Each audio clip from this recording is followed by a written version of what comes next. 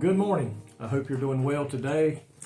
I ask God's blessings to be upon you, and may you have a great day in the Lord. And again, I want to thank you all for watching, maybe for sharing these videos with someone who maybe is shut in, maybe someone that's lost and don't know the Lord or needs encouragement. I ask you to please share with them and let them know that I would love for them to watch, and as we share the Word of God.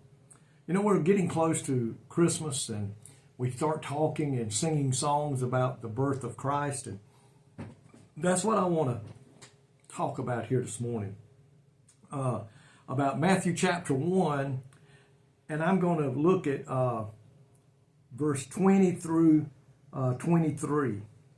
This is the Holy Spirit speaking to Joseph once he had found out.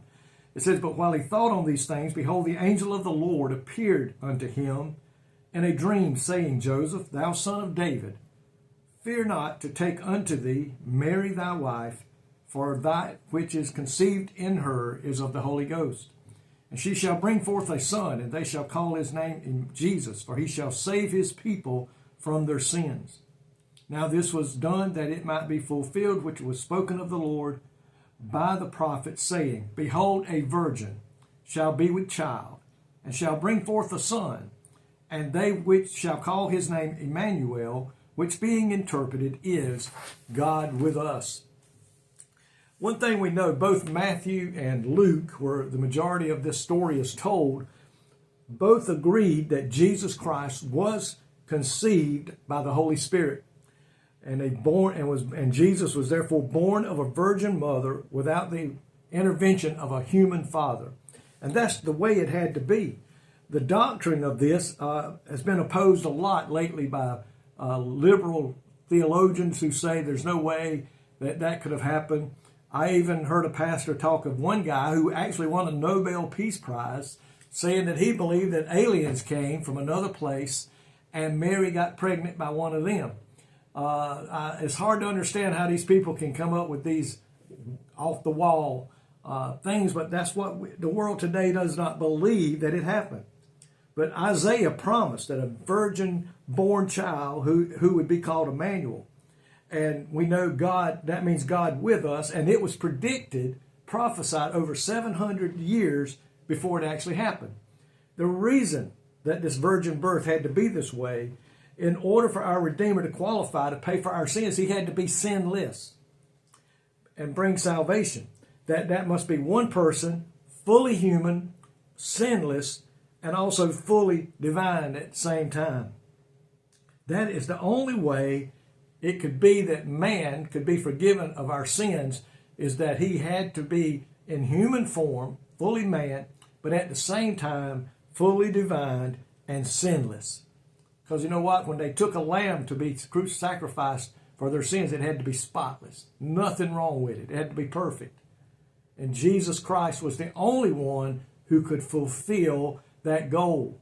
Today, my friends, as a child of God, we must believe in the virgin birth. The world disputes it. The world finds fault with it. The world has come up with so many ways that Mary got pregnant. And none of it, they say, was by virgin birth. But the Word of God clearly says it was because the Holy Spirit moved upon Mary as the angel told her it would happen. And so we know today, the reason Jesus had to be fully human was so that later it says we would have a high priest who in all manner likewise was tempted and went through the heartaches and troubles as we go through, but yet remained sinless. And folks, today that is why the virgin birth happened the way it happened. It was the only way that there could be somebody qualified to go to that old rugged cross and die for us, shed their blood that would cover our sins, and bring forgiveness to the world through Jesus Christ being a virgin birth through Mary and the Holy Spirit. My friends, listen today. Don't let the world convince you otherwise. Don't let the enemy make you doubt how it happened. It happened the way God prophesied it would happen through the prophets years and years ago.